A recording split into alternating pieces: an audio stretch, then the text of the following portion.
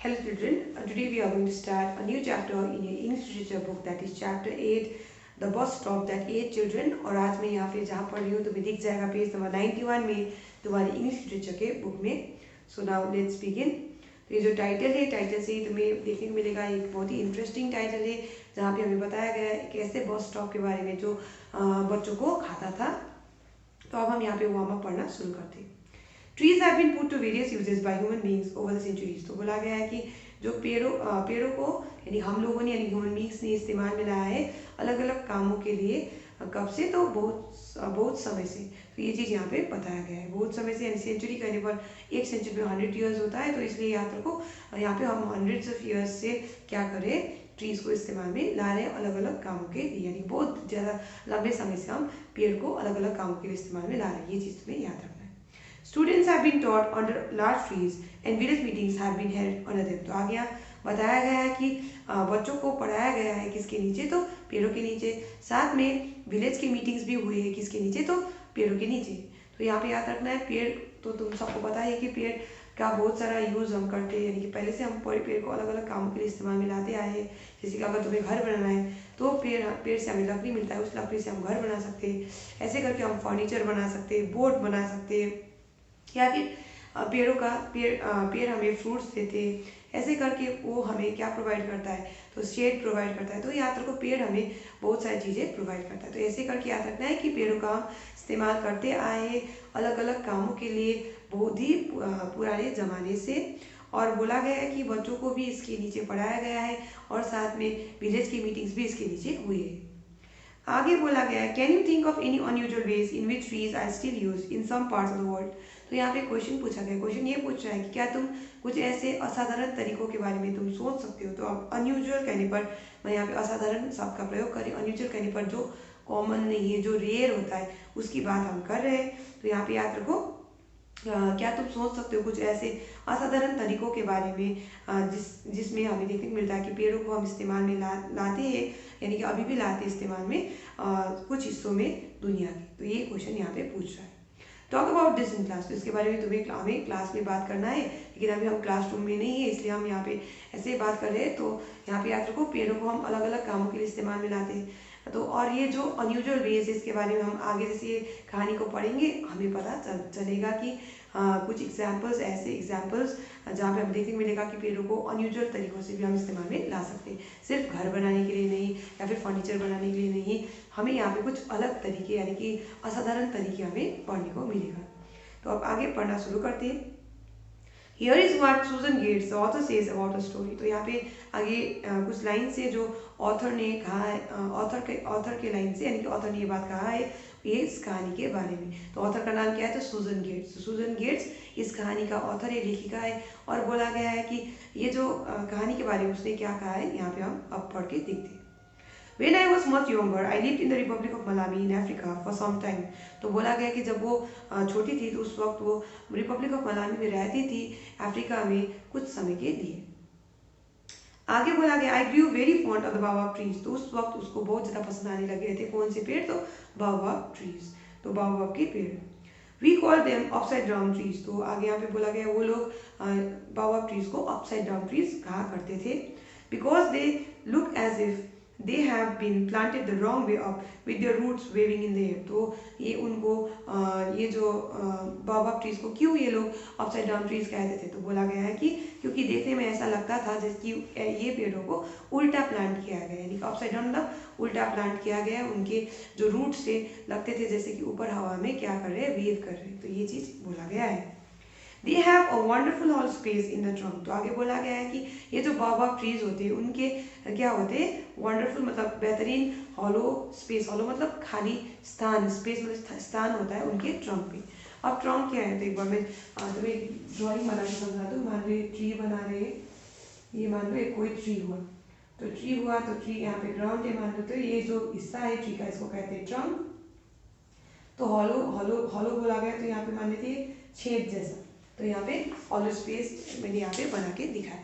तो यहाँ पे याद रखना ऐसे ही करके जो हॉलो स्पेस वहाँ पे इसकी कौन से ट्री की बात करें हम यहाँ पे? तो बाओबाब ट्रीज में। तो बाओबाब ट्रीज में भी ऐसे हॉलो स्पेस होते हैं। कहाँ पे? तो ट्रंक में। तो यहाँ पे बोला गया है दे हैव, तो ऐसे जो बाओबाब ट्रीज होते हैं उनमें होता है wonderful hollow space in the trunk, तो उनके ट्रंक में क्या होता है, वंडरफुल हॉलो स्पेस होता है।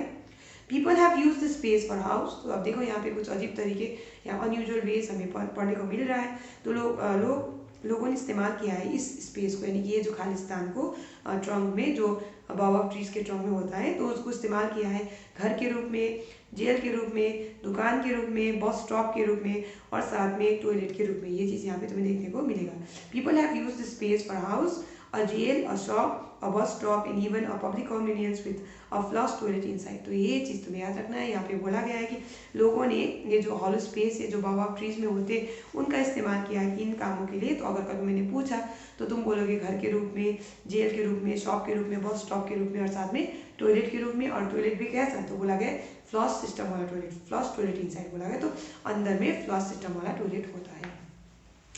तो अब हम यहाँ पे मेन कहानी पढ़ना शुरू करेंगे। ये जो ऊपर में हमने जो अभी पढ़ा वो तो थे किसके लाइन्स, तो किसने ये बात कही है, तो ये सूजन गेट्स ने कहा है। सूजन गेट्स कौन है, तो याद रखो ये सूजन गेट्स, ये जो कहानी है जो हम पढ़ रहे हैं the bus stop that at children, इसकी ऑथर है, तो इस कहानी का ऑथर है।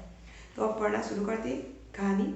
Precious thought the bus stop was the which, तो यहाँ पे हमें सबसे पहला किरदार हमें पता चल रहा है, और इस कहानी में सबसे पहला किरदार का नाम क्या है, तो प्रीशियस।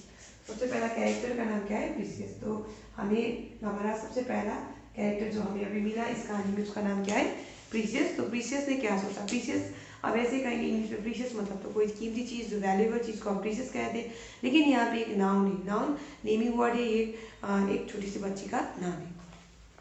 तो प्रीशियस ने सोचा था कि ये जो बस स्टॉप है वो क्या है, एक विच मतलब एक डायन है। विच क्या करती है, उसमें ब्लैक मैजिक वगैरह करती है, तंत्र मंत्र करती है, तो ये चीज़ याद रखना है। She had nightmares about it, तो उसको बुरे सपने आते थे इस मतलब किसके बारे में, तो इस पेड़ के बारे में। But it's not what you are thinking, she wasn't crazy, तो ये ऐसा नहीं है जो तुम सोच रहे हो। तुम अगर सोच रहे हो कि वो पागल थी तो ऐसा नहीं, सी वाजंट क्रेजी, तो वो पागल नहीं थी। तो उसको किस बारे में बुरे सपने आते थे, तो नाइटमेयर्स आते थे। तो यहाँ देखने को मिलता है कि उसको इस पेड़ के बारे में बुरे सपने आते थे।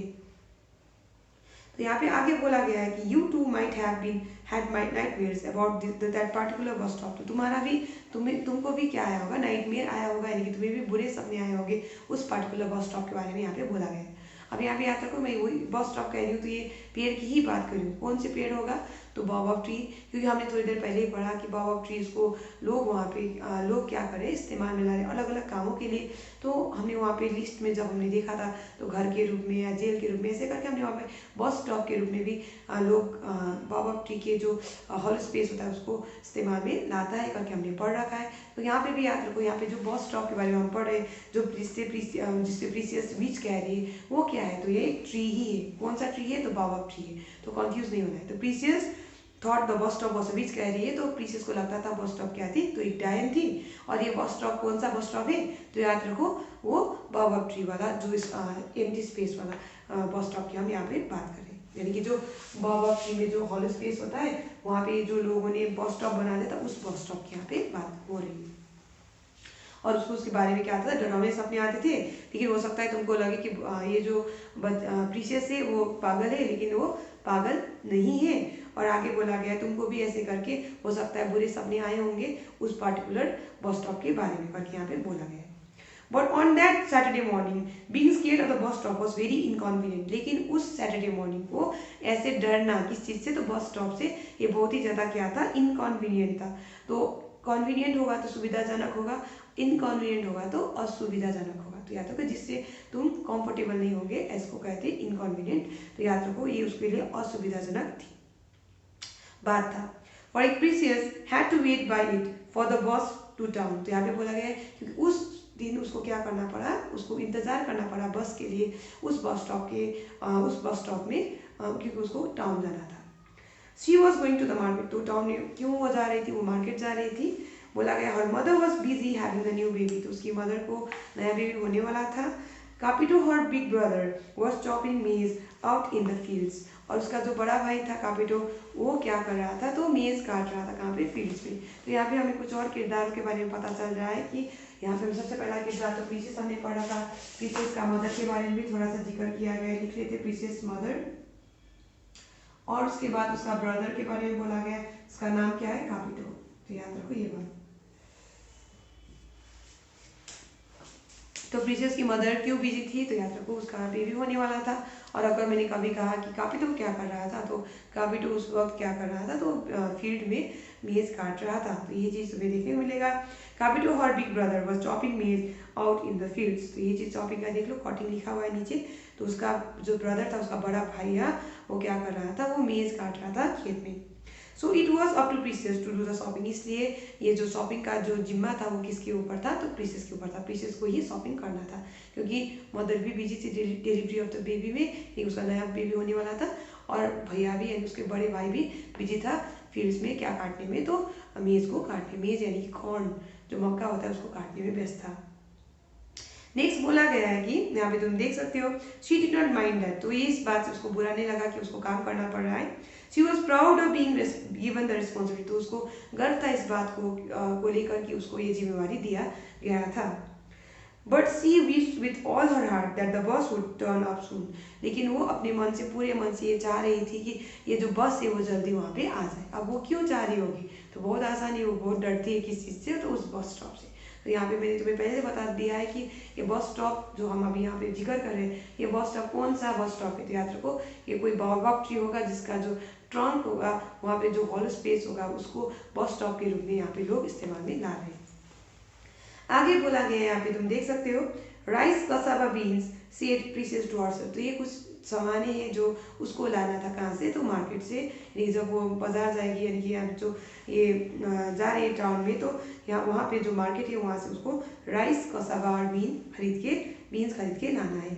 Said Precious to herself. तो ये राइस कसावा बीन प्रीसियस खुद को कह रही थी, वो खुद को ये बात याद दिला रही थी उसको क्या खरीदना है। Those were the things he had to buy at the market. तो ये वो चीज़ें थे जो उसको खरीदना था कहाँ पे, तो मार्केट से। Precious tried to keep a safe distance from the bus stop. तो प्रीसियस ने कोशिश किया क्या बनाने का, तो सुरक्षित दूरी बनाने का, किससे, तो बस स्टॉप से। She looked up and down the road. तो ये जो प्रीसियस है उसने रोड के ऊपर नीचे देखा, एम्प्टी। तो रास्ता जो था, रोड जो था वो खाली था, एक्सेप्ट फॉर अ गोट। तो वहाँ पे सिर्फ एक गोट उसको दिखा। No one came to wait with her. तो कोई भी उसके साथ वहाँ पे बस का इंतजार करने के लिए वहाँ पे नहीं आया। टू प्रोटेक्ट हर, उसको बचाने के लिए वहाँ पे नहीं आया। If the bus stop should turn nasty. तो अगर वो बस स्टॉप नेस्टी हो जाता, अगर वो अपने रियल रूप में आ जाता, जो उसको बीच बन जाता यानी बस स्टॉप, तो ऐसे में उसको वहाँ पे बचाने के लिए कोई भी नहीं था। वो क्या था, रास्ता पूरा खाली था, वहाँ पे सिर्फ क्या देखने को मिला था उसको, एक गोट। तो वहाँ पे एक्सेप्ट फॉर अ गोट वहाँ पे कोई इंसान नहीं था। तो हम आज यहीं तक पढ़ेंगे। हम ये जो चैप्टर है इसको आगे पढ़ना कंटिन्यू करेंगे in the next class. I hope you are understood. तो यहाँ पे जो चैप्टर है, ये जो पेज है जो मैंने आज पढ़ा है, पेज नंबर 91, इसको तुम फिर से एक बार पढ़ो। इसमें जो भी स्पेलिंग्स डिफिकल्ट लगे, जैसे जो हार्ड वर्ड्स होंगे उसको अंडरलाइन करो, उसके स्पेलिंग्स तुम याद कर लो, और नीचे जो वर्ड मीनिंग दिया गया है उसको भी तुम मेमोराइज कर सकते हो। So we are going to stop here for today children. Thank you.